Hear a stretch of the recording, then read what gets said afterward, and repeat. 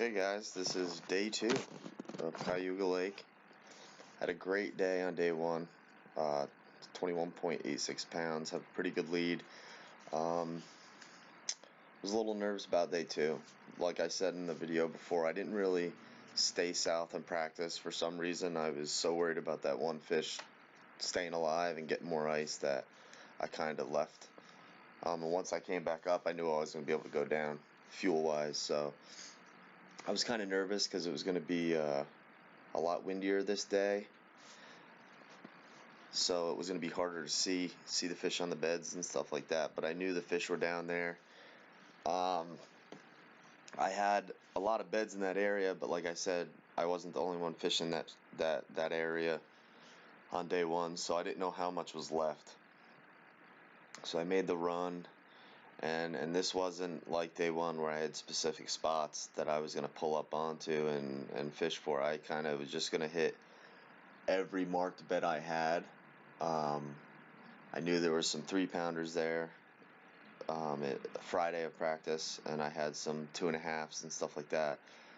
So if I found that I had fish there was a chance to get a couple good ones, maybe get 15, 16 pounds, 17 pounds, maybe. But I knew I was just going to have to find some new fish. So, I mean, I just kind of pick up where I left off and just started going down the stretch that I didn't get to fish. I did overlap a little bit, but I really ended up just starting somewhere towards the end of my stretch the day before. It was definitely a tougher day. Right now it's perfect. If it would have stayed like this all day, I really think I would have came in with another 20 something pound bag, because I could have just found new water and I'd still be able to see him pretty good. I kind of just was going down and pitching to beds and any boulders I would see that if I had later on, a little bit later in the video, it'll get a lot choppier. The wind was going to pick up bad, and I knew it was going to be tough, and I knew I had to get down there and try to put a limit together really quick, because I knew the conditions were going to deteriorate throughout the day. But I actually fished this area the day before. I just overlapped a little bit, and I was just going to head south. This is the first fish I saw on a bed, and it did not want to commit to a bait.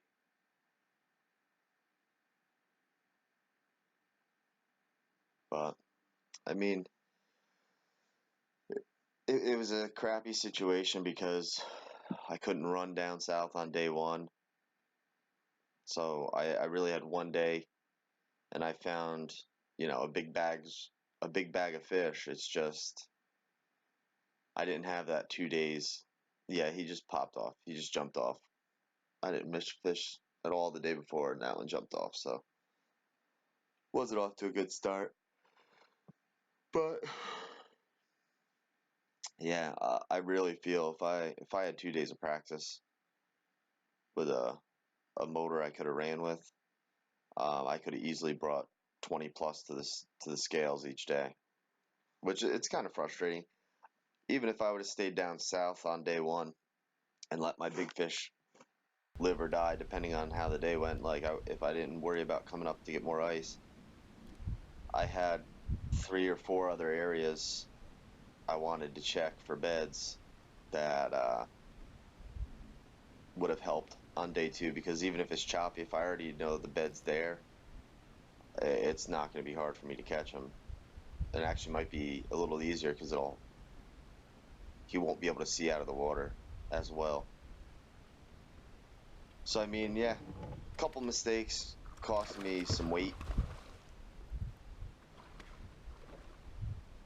Luckily, it didn't affect the outcome. I still won, but I feel like I left the door open because of some of the mistakes I made in day 1, but also the boat situation. But the boat situation I can't do anything about. The mistakes I made on the water I can do something about.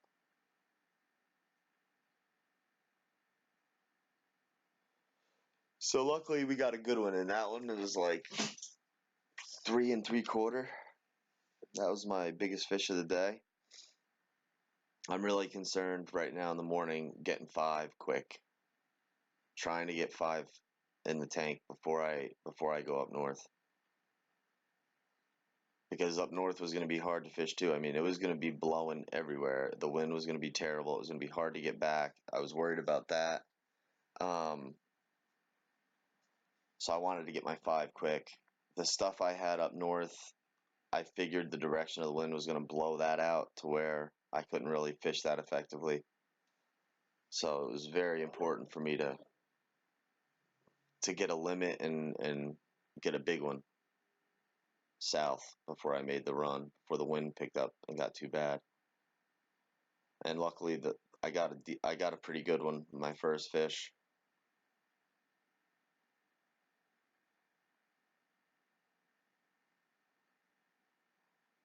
I almost freaking lost my graph on the ride back. It gets bad. It gets bad a little bit later, especially when you're not being able to run full speed to keep yourself skipping on top of the waves. It made it pretty tough to get back. It was a hard ride, because you'd basically land on every wave hard, and it was tough on the back. It was tough on the boat. My graphs were bouncing around. My console graph almost freaking fell off. So it was tough. Gets nasty.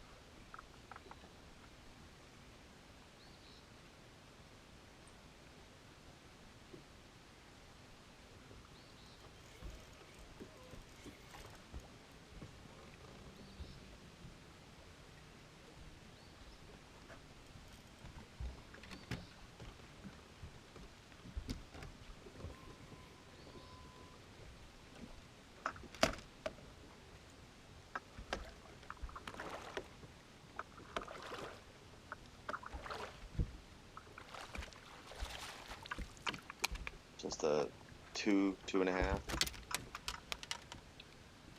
But I'm happy to have it.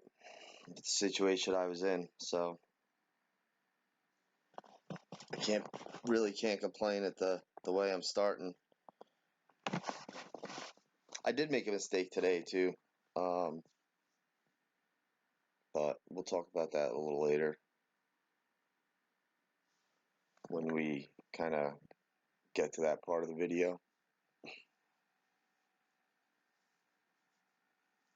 So the wind was going to be coming out of the north, blowing south, which was going to be bad. It was going to be bad. I wasn't going to be able to see much, but if you look ahead of the boat, you see how the shoreline comes out to the left, and then it wraps around.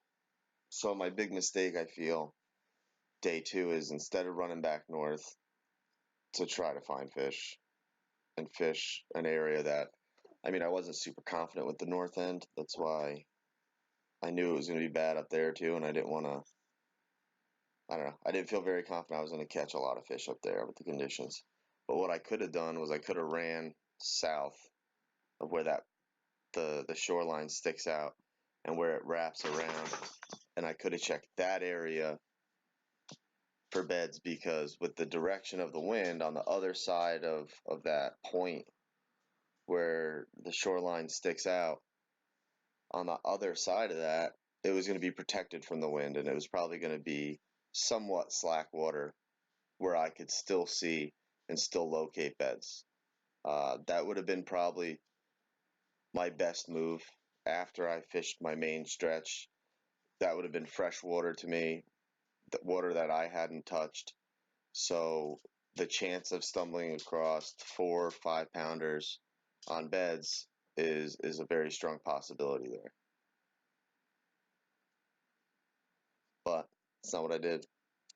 So,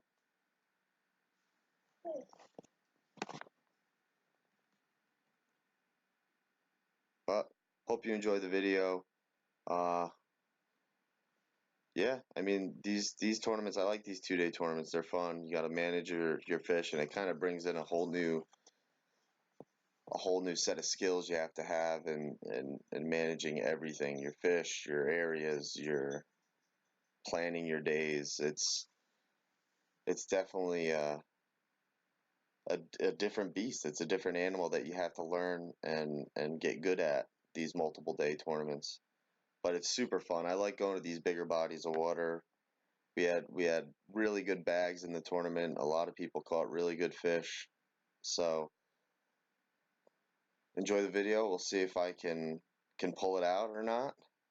See what kind of weights people bring to the scales, and hopefully we can get it done.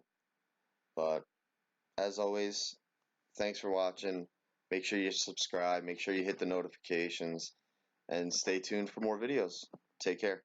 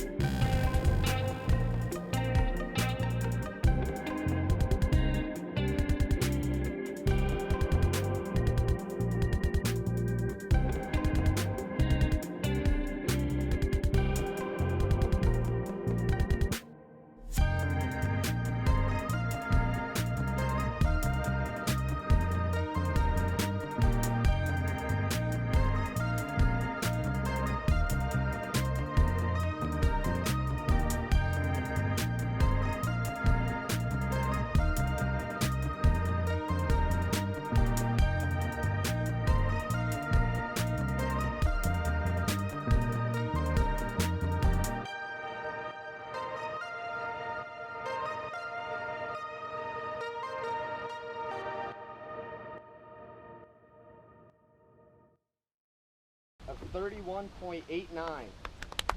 Good job, Ken. Thank you. Thank you. You get no money. Right? I'd like to thank the Academy. What about Jesus? And I like that baby Jesus. Yeah, baby I like Jesus. the baby Jesus, my favorite. I want to thank the Lord. Second place with 32.52, Joey.